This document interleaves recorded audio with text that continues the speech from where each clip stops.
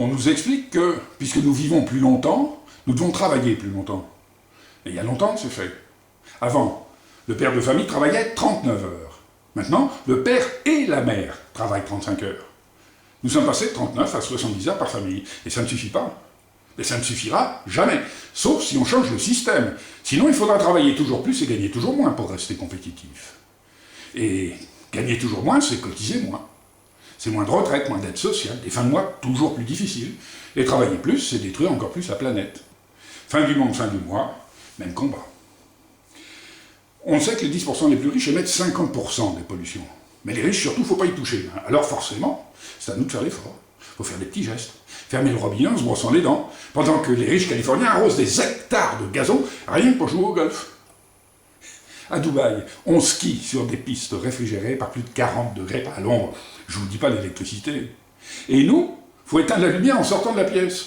Mais si on veut à nous seuls sauver l'humanité, la lumière, nous, il ne faut pas l'éteindre, il ne faut plus jamais l'allumer.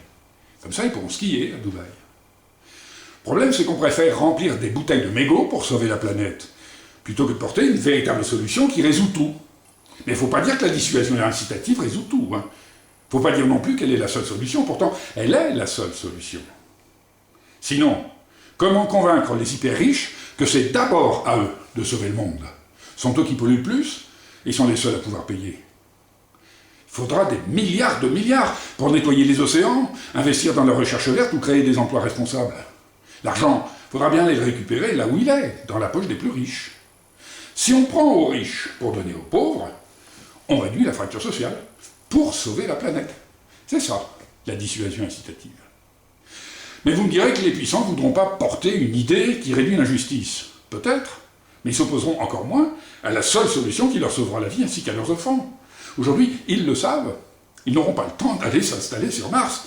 Les scientifiques nous le disent, le réchauffement climatique ne sera pas de 2 degrés en fin de siècle, mais de 7 degrés.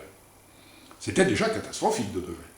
Alors avec 7 degrés, il est plus que probable que déjà en 2050, il n'y aura pratiquement plus personne. Pas même les riches californiens, qu'il a déjà fallu sauver par hélicoptère de leur villa de rêve, dévastée par les incendies du réchauffement climatique.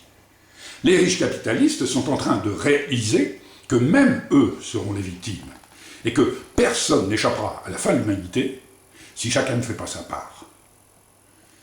Vous avez du mal à me croire. Vous savez, avant de savoir ce que je propose, que de toute façon on ne peut pas changer le système, et que je suis un utopiste stupide. Il y a 30 ans, quand j'expliquais que nous fabriquons des objets fragiles exprès pour qu'ils cassent, on prenait pour un attardé, parce que j'étais en avance. Parce qu'aujourd'hui, tout le monde, ou à peu près, a entendu parler de l'obsolescence programmée. Les premiers lave-linges duraient 40 ans. On en fabrique qui durent 5 ans. Il en faut 8, là où un seul suffisait. Nous épuisons la ressource, nous polluons 8 fois plus, et nous émettons des gaz à effet de serre dans des embouteillages qui n'existeraient pas si on travaillait moins. Mais dans notre système, sans obsolescence programmée, le chômage exploserait. Alors, pour ne pas changer le système, il y a des petits malins qui préconisent de fabriquer fragile, oui, mais réparable. Comme ça, pas de problème. On crée de l'emploi. Et on ajoute aux embouteillages de ceux qui vont fabriquer fragile, les embouteillages de ceux qui vont réparer. Mais dans un tel système, fin du monde et fin du mois vont très vite se rencontrer. Et quand j'explique qu'il faut fabriquer solide et réparable, c'est encore moins le dingue. Coluche disait, c'est parce qu'ils sont nombreux à avoir tort qu'ils ont raison. Et c'est certain, ils sont nombreux. Ils croient tous impossible de changer le système. Mais c'est possible, et c'est la seule solution. Les riches doivent cesser de polluer, et il faut supprimer la misère. Tout le monde le sait. Mais personne ne veut savoir qu'il le sait. Et si vous saviez tout ce que vous savez, mais que vous ne savez pas, vous savez. Nous perdons contre le réchauffement climatique et la fracture sociale. Pouvons-nous ignorer la seule solution ? La dissuasion incitative. Mais une idée qui reste méconnue n'a aucune chance de voir le jour. Et moi seul, je n'y suffirai pas.